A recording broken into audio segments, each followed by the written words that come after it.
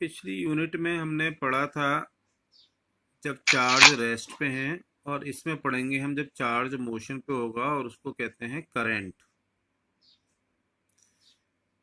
तो करंट, अभी तक हम एक चीज पढ़ते रहे कि current I equal to Q by T होता है।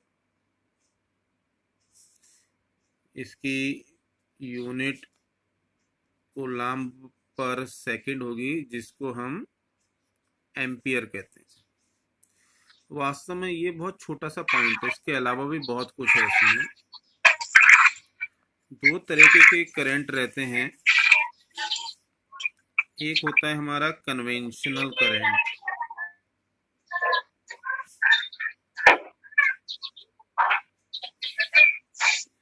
और दूसरे को कहते हैं इलेक्ट्रॉनिक करंट।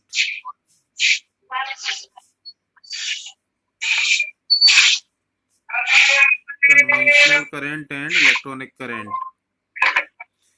कन्वेंशनल करंट जो अब तक हम पढ़ते आए हैं करंट, वो कन्वेंशनल करंट है।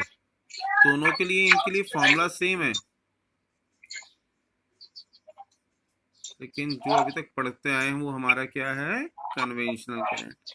यानी कि conventional current is in the direction of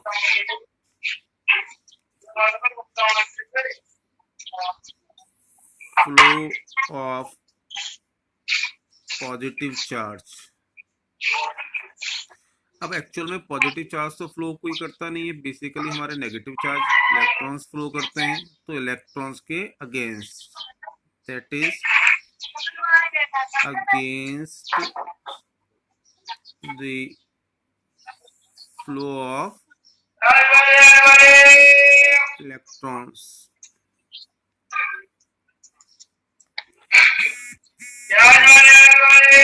while electronic current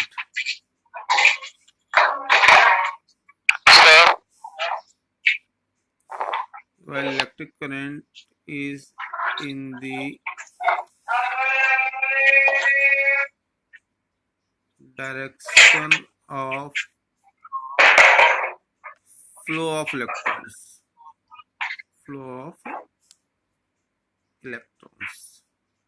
इसका मतलब क्या हो गया, मैग्नीट्यूड वाइज तो दोनों इक्वल हैं, बट फ्लो की डायरेक्शन दोनों की अपोजिट है। That is magnitude wise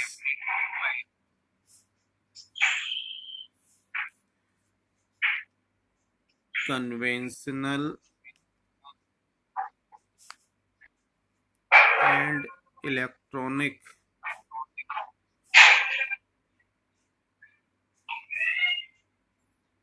currents are equal, but they are opposite in direction।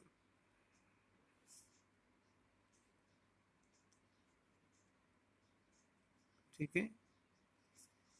अब एक चीज सिर्फ जो पिछली यूनिट में डिस्कस करी थी उसको भी रिकॉल कर लें। पिछली यूनिट में हमने पढ़ा था कि हम जब भी बात करेंगे पॉजिटिव चार्ज की, तो that is not related to protons at all. वो डेफिशिएंसी ऑफ इलेक्ट्रॉन्स या इलेक्ट्रॉन्स के अपोजिट बिहेवियर को बताएगा। यहाँ पर भी वही चीज रहेगी, सेम वही चीज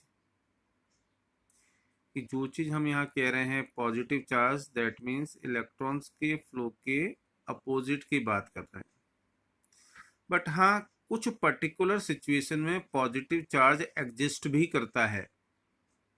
जरा इस पॉइंट को गौर से समझ लीजिएगा कि किन सिचुएशन में करंट के केस में पॉजिटिव चार्ज एग्जिस्ट करेगा।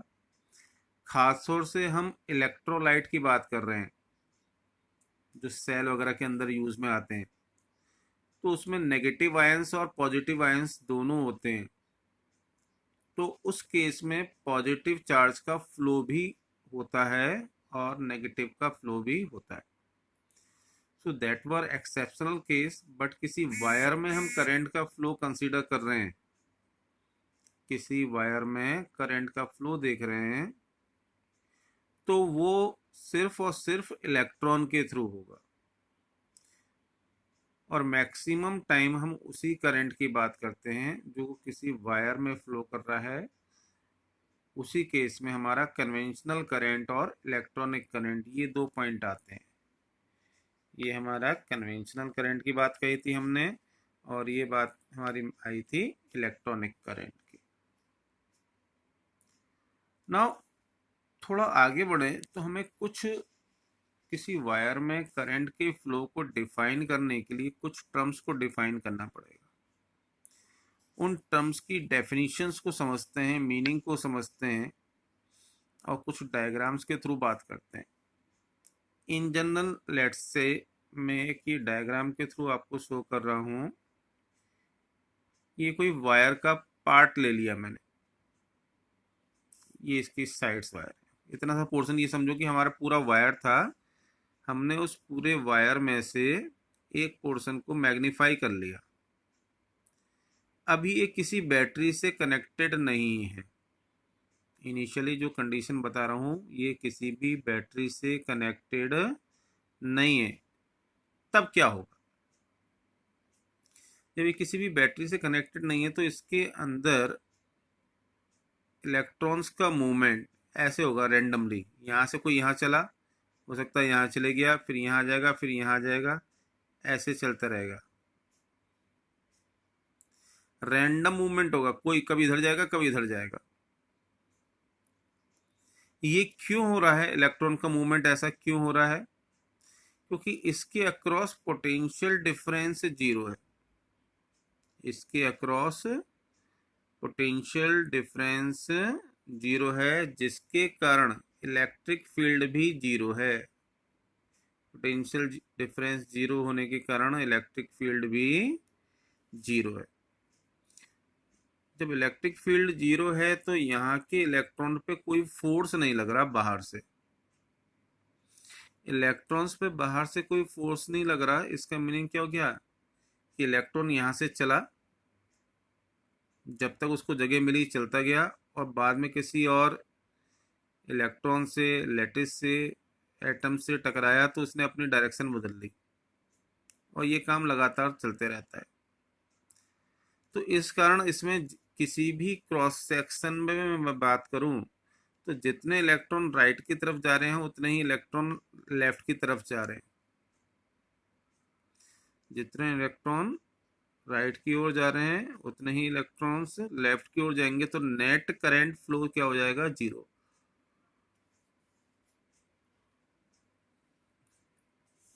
इस सिचुएशन में नेट फ्लो ऑफ करंट क्या हो जाएगा? जीरो। तो ये हमारा पहला सिनेरियो बनता है, when a wire is not connected to any source of EMF। आपने EMF पहले की क्लासेस में पढ़ा होगा। इलेक्ट्रोमोटिव फोर्स जनरली जो सेल लगाते हैं उसके पोटेंशियल को बताता है। डिटेल से थोड़ा और बाद में हम डिस्कस कर लेंगे। Then electrons in a conductor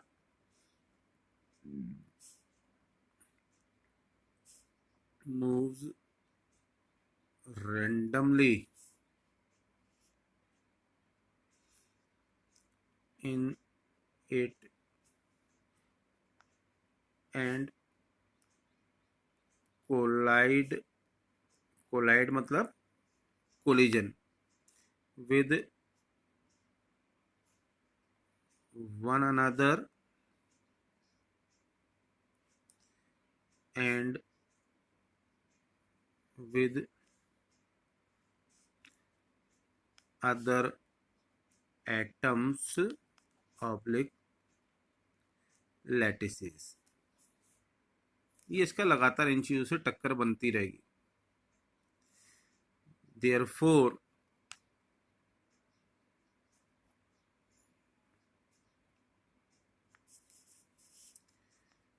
there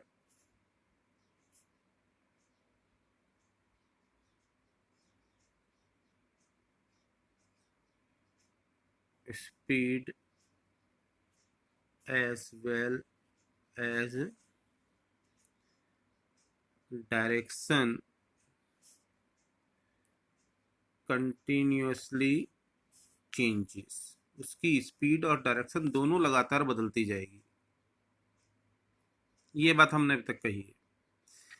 अब इसका मीनिंग क्या आता है, इससे हम क्या क्या चीजें निकालें।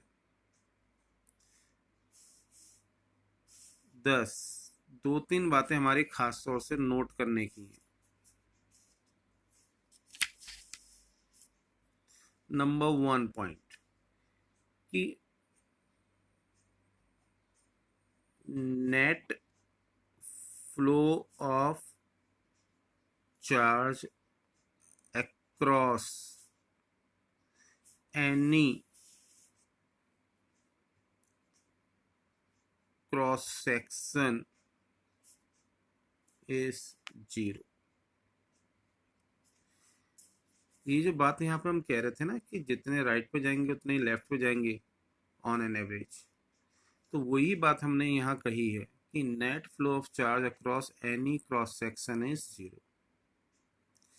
इसको आप ऐसे भी कह सकते हो कि नेट करंट इज 0।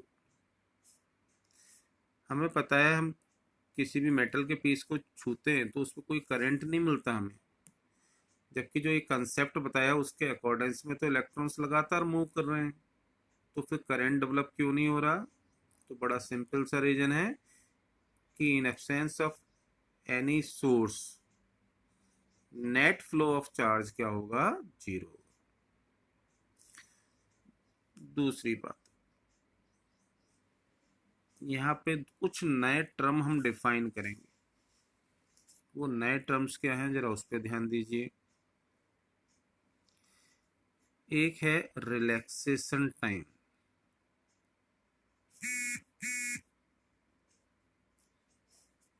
इसको जनरली हम टो से डिनोट करते हैं।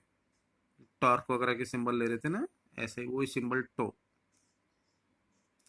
अब ये क्या है रिलैक्सेशन टाइम, इस पे हम गौर करें। तो जब इलेक्ट्रॉन लेट से इस पोजीशन से चला और यहाँ पे जाके टकराया, फिर यहाँ से चला तो यहाँ टकराया एंड सो ऑन चल रहा था, तो दो सक्सेसिव कोलिजन के बीच में जो freely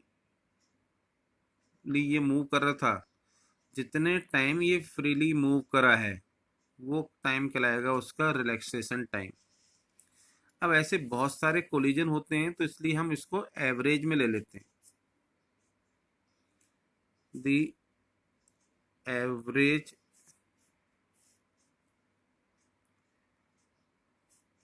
time period between two successive collisions is known as, वैसे तो हमें कहना चाहिए मीन या एवरेज, बट मीन वर्ड हम बहुत कम यूज करते हैं, सीधे सीधे उसे कह देते हैं मीन रिलैक्सेशन टाइम या सिंपली रिलैक्सेशन टाइम, यानी कि वो टाइम पीरियड जिसमें वो रिलैक्स्ड रहा। अब एक और डेफिनेशन यहां से निकल के आती है फ्री पाथ की। ये जो ऊपर वाला रिलैक्सेशन टाइम पड़ा था इससे रिलेटेड ही कंसेप्ट है। यदि इस डायग्राम में हम टाइम की जगह डिस्टेंस को काउंट करें तो वो फ्री डिस्टेंस है या फ्री पाथ है, और इसका यदि हम मीन निकाल लेंगे तो मीन फ्री पाथ कहलाएगा। तो जनरली फ्री पाथ को भी हम मीन के टर्म में ही कैलकुलेट करते हैं। इसको ज्यादातर लैम्डा से डिनोट करा जाता है मैक्सिमम बुक में, द एवरेज टाइम पीरियड था ऊपर वाले में, यहाँ एवरेज डिस्टेंस कर देंगे। The average distance between two successive collisions is known as mean free path। ये भी सिंपल है। वन मोर डेफिनेशन, और काफी इंपॉर्टेंट, यहाँ पे बड़ा कंफ्यूजन भी होता है। अब मैं बात कर रहा हूँ इलेक्ट्रॉन्स की। यहाँ इलेक्ट्रॉन के लिए एक नया नाम यूज करूंगा, काइंडली इस नाम को जरा ढंग से दिमाग में बैठा लीजिएगा, कोई अलग सिंबल नहीं है। The name is thermal electrons. अब तक हम सिंपल इलेक्ट्रॉन की बात कहते थे, तो ये थर्मल इलेक्ट्रॉन का मीनिंग क्या है? थर्मल इलेक्ट्रॉन्स का मीनिंग ये है कि हमारा प्रेजेंट सिनेरियो में, यानी ये जो इस टाइप का हमारा डायग्राम बनना था, इसमें जो इलेक्ट्रॉन्स मूव कर रहे हैं उनको एनर्जी का सोर्स टेम्परेचर है, जो भी एटमॉस्फेरिक टेम्परेचर है हमारा। इस एटमॉस्फेरिक टेम्परेचर के इन्फ्लुएंस में जो इलेक्ट्रॉन्स मूव कर रहे हैं उनको हम कहते हैं thermal electrons. Electrons whose source of energy is temperature, खास तौर से रूम टेम्परेचर की बात हो रही है, are known as thermal electrons. ना एक बात आती है, हम इसको थर्मल इलेक्ट्रॉन को अलग से वर्ड को डिफाइन क्यों कर रहे हैं? तो सिंपल सी बात है, कोई एक सिंगल चीज तो होगी नहीं, एक दो चीजें कम से कम हमें डिफाइन करनी पड़ेंगी, तभी ये बात बनेगी, नहीं तो हमारे एक सिंगल इलेक्ट्रॉन से काम चल जाता। तो अभी हम एक टाइप की और इलेक्ट्रॉन की डेफिनेशन की यहाँ पे बात करेंगे, उसको अभी थोड़ा सा बाद में बताता हूँ। उससे पहले एक दो चीजें और छोटी छोटी सी समझ लेते हैं। आप ये ध्यान रखना, ये जो छोटे भी डेफिनेशंस बता रहा हूँ इनको दिमाग में बैठाएंगे तो ये पूरी यूनिट अपने आप में बहुत ईजी हो जाएगी। और यदि आपने इन छोटी सी डेफिनेशन को दिमाग में नहीं बैठाया तो ये यूनिट में आगे जब हम टेक्निकल टर्म्स की बात करेंगे तो आपको प्रॉब्लम्स आएंगी। नाउ थर्मल इलेक्ट्रॉन से सेंस क्या है? इससे सेंस यहाँ का जो नेट करंट जीरो होने की बात है उसका सेंस आता है, और कुछ नहीं है। अब इसको हम कैसे कहें कि कैसे डिनोट करें? खाली डेफिनेशन से काम नहीं चलता, फिजिक्स में आगे कैलकुलेट करना है, तो we are requiring some sort of formulas. तो उस कंसेप्ट की बात करें तो यहाँ पे हम एक वर्ड का यूज करेंगे इन सब के लिए कि भाई for thermal electrons net thermal velocity, जो भी हम सिंबल देना चाह रहे हो एवरेज पे ही बात होगी, वो क्या होगी? जीरो। जब जीरो भी लिखें, इधर वेक्टर है तो इधर भी इसका वेक्टर का साइन जरूर लगा दिए करिए इसके ऊपर, ये अच्छा तरीका होता है। नेट थर्मल वेलोसिटी क्या होगी? जीरो। अब ये कैसे जीरो है, हम डायरेक्टली लिख दे रहे हैं।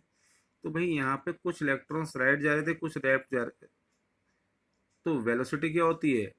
जब सारे इधर गए, आधे इधर गए आधे इधर आए, तो क्या हो जाएगा? नेट उसका क्या हो जाएगा? जीरो, डायरेक्शन अपोजिट होने के कारण। तो नेट थर्मल वेलोसिटी जीरो होती है velocity, and net thermal speed. Now मैं वेक्टर कंसेप्ट की बात कर रहा हूं, यानी इसका मैग्नीट्यूड ये हमेशा नॉन जीरो होगा और काफ़ी हाई होता है। ये वैल्यू क्या होती है? हाई वैल्यू होती है। समटाइम्स स्पीड ऑफ लाइट के फ्रैक्शन के बराबर हो जाएगी, उसके आसपास तो नहीं पहुंचती, बट आप स्पीड ऑफ लाइट हम जानते हैं 10⁸ होती है, तो 10⁵ से 10⁵ मीटर पर सेकंड के ऑर्डर तक भी मिल जाती है, बट ज़्यादातर जगह हम 10⁵ के आसपास का ऑर्डर कंसीडर करते हैं। यानी ये जो थर्मल इलेक्ट्रॉन्स हैं they are flowing very rapidly, बहुत फास्ट मूव करते हैं। लेकिन उस फास्ट मूव करने का भी फायदा हमें मिलता नहीं है, क्योंकि उनकी एवरेज वेलोसिटी कितनी हो जाती है? जीरो हो जाती है। ना बेटा जी बताइए, कुछ डेफिनेशंस हमने डिस्कस करी हैं, अभी सारी नहीं हुई हैं, इनमें कुछ पूछना है आपको? कोई कंफ्यूजन?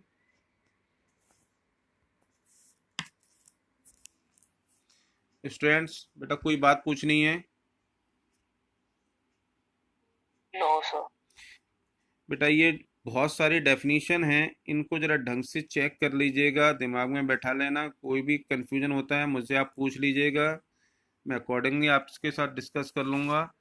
बट अदरवाइज आपको प्रॉब्लम आ जाएगी, यूनिट नई है, स्टार्ट हो रही है, हम इसमें ज़्यादा फंस जाएंगे, हमने ध्यान नहीं दिया तो। चलिए क्विकली, काफ़ी कुछ थ्योरेटिकल है तो मैं आगे बढ़ता हूँ इसमें, और एक दो चीज़ें और डेफिनेशंस की समझाता हूँ, उसके बाद ही हम अपने कंसेप्ट को आगे बढ़ा पाएंगे।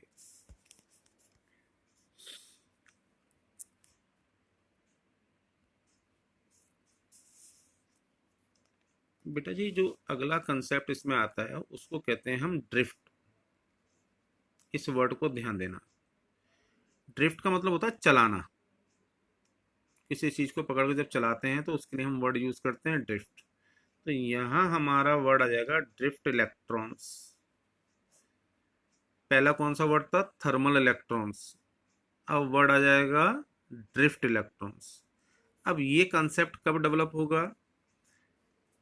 तो भाई हमने जो सोर्स ऑफ ईएमएफ से अपने वायर को कनेक्ट कर दें, यानी बैटरी से इसको कनेक्ट करके बैटरी स्विच ऑन कर दें, तो अब क्या होगा? पहले तो इलेक्ट्रॉन्स रैंडमली मूव कर रहे थे, क्या अब भी वो रैंडमली मूव कर पाएंगे? तो नो। ऐसा क्यों होगा? लेट्स से इस बैटरी का पोटेंशियल वी है, जब हमने वी पोटेंशियल यहाँ अप्लाई करा तो इसका मतलब है कि इस वायर के इस पोर्शन पे हाई पोटेंशियल, इस पोटेंशियल पे लो पोटेंशियल डेवलप हो जाएगा, तो इस डायरेक्शन में एक इलेक्ट्रिक फील्ड डेवलप हो जाएगा। And electric field will be developed in direction marked like this. अब इलेक्ट्रॉन्स क्या होंगे? इलेक्ट्रिक फील्ड के अपोजिट मूव करते हैं, तो इलेक्ट्रॉन्स इधर की ओर मूव करना शुरू कर देंगे।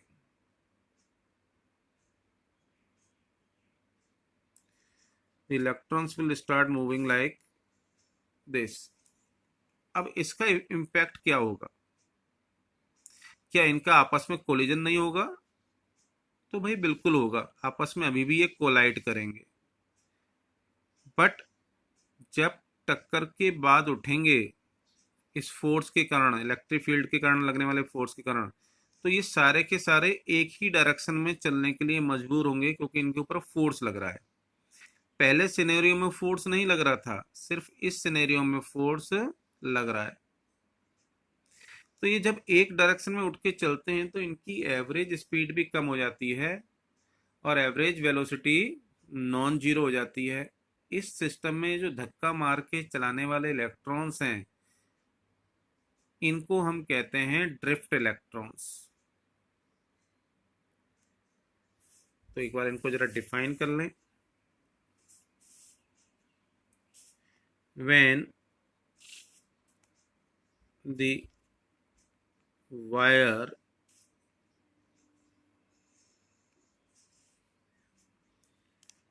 is connected with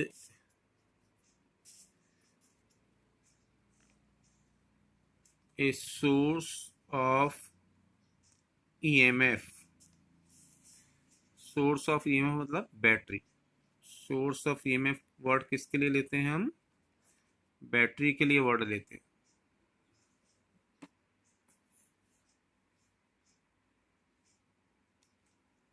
then due to applied potential difference, battery ने पोटेंशियल डिफरेंस अप्लाई करा, a an electric field has been developed which moves the free electrons। ध्यान देना, जो भी हम बात करेंगे फ्री इलेक्ट्रॉन की बात करेंगे, टोटल नंबर ऑफ इलेक्ट्रॉन्स बहुत ज़्यादा होते हैं। which moves the free electrons in a direction opposite to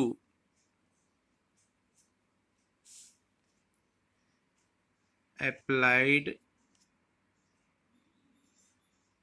electric field। These electrons are known as drift electrons।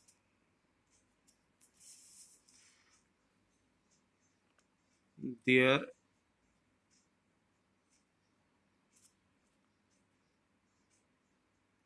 net average speed is very low।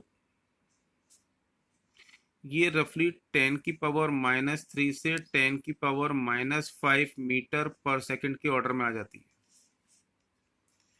किस order में आ जा रही है? 10 की पावर -3 से 10 की पावर -5 मीटर पर सेकंड के ऑर्डर तक गिर जाती है।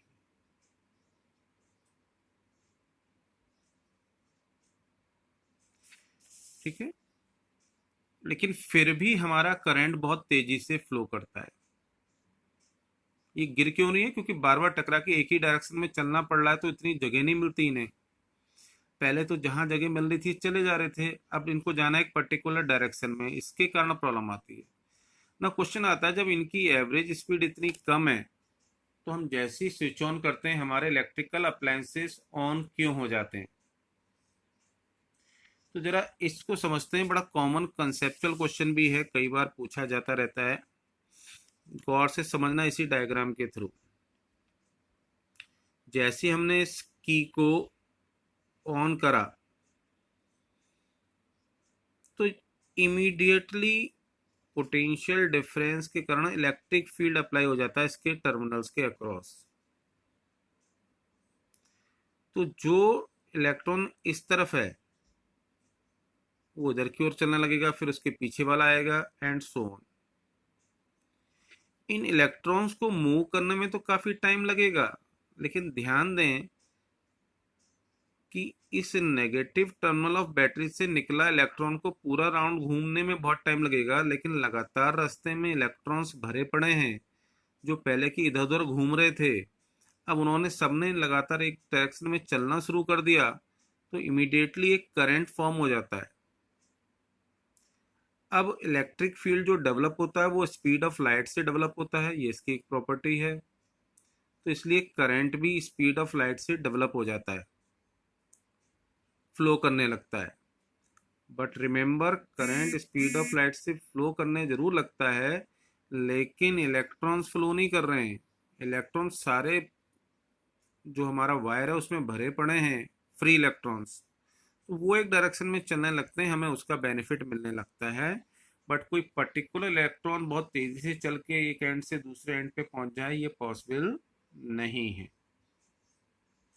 अब इस पे एक छोटा सा फॉर्मूला निकालते हैं, हम बात करते हैं। ठीक है, उससे पहले एक छोटी सी बात लिख दूं। नेट एवरेज ड्रिफ्ट वेलोसिटी, ये क्या होगी, नॉन जीरो होगी। इसके लिए हम फॉर्मूला डराइव करेंगे। हमारा फॉर्मूला है अब ड्रिफ्ट वेलोसिटी के लिए, एक जरा फटाफट, टाइम कम है, देख लेते हैं। Consider n number of electrons moving initially with speeds u1 u2 up to un, having relaxation times τ1 τ2 and τ1 respectively. अब इनकी हमें कंडीशंस को देखना है। तो सबसे पहले इसमें निकालेंगे कितना एक्सेलरेशन मिला व्हेन सोर्स इज कनेक्टेड,